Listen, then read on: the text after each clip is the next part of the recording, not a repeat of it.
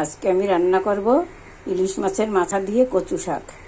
এতে আমার লাগবে এই যে ইলিশ মাছের মাথা, গোটা জিরা, কালো জিরা, হলুদ, লবণ, কাঁচা লঙ্কা। এই যে কচু শাক কাটা আছে।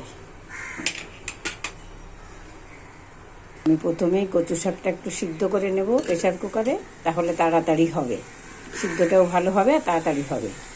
কচু শাক সিদ্ধ বসিয়ে দিয়েছি, একটু লবণ দেব, লবণ দিয়ে আমি ঢাকা দিয়ে দেব। এইদিকে কড়াই বসিয়ে দিয়েছি, এবার তেল দিয়ে দেব, মাছের মাথাটা ভেজে নেব।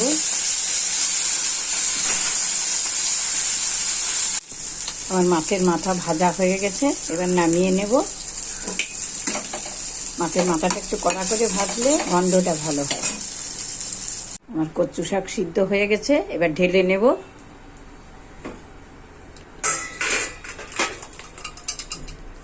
জলটা ঝরিয়ে নেব। এবার আমার মাছের মাথা ভাজা হয়ে গেছে, নামানো হয়ে গেছে। এবার আমি কচু শাকটা বসাবো। দিলাম সামান্য একটু সাদা জিরা, একটু কালো জিরা, তোমরা চাইলে যে কোনো একটা জিরাও ব্যবহার করতে পারো, কোনো অসুবিধা নেই। তেজপাতা, একটা শুকনো লঙ্কা, এবার কাঁচা লঙ্কাটা ফেলে দিলাম। এবার একটু আদা, সামান্য। ইলিশ মাছে আদা না দিলেও চলে, আমি সামান্য একটু দিই, গন্ধটা ভালো আছে। এবার আমার সিদ্ধ করে জল ঝরায় রাখা কচু শাক দিলাম।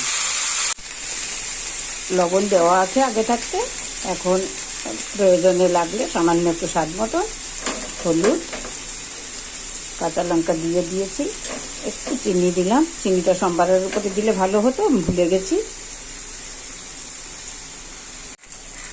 আমার কচু শাক রান্না প্রায় হয়ে আসছে। এবার মাছের মাথাটা দিয়ে দেব, দিয়ে একটু নেড়ে চেড়ে নামিয়ে দেব। আমার রান্না কমপ্লিট, আমি নামিয়ে নিয়েছি। দেখো, একটা বীজ পাবা না, কিচ্ছু না। আজ আসি, তোমাদের ভালো লাগলে তোমরা করে খেও। নিরামিষও করতে পারো, মাছ ছাড়া।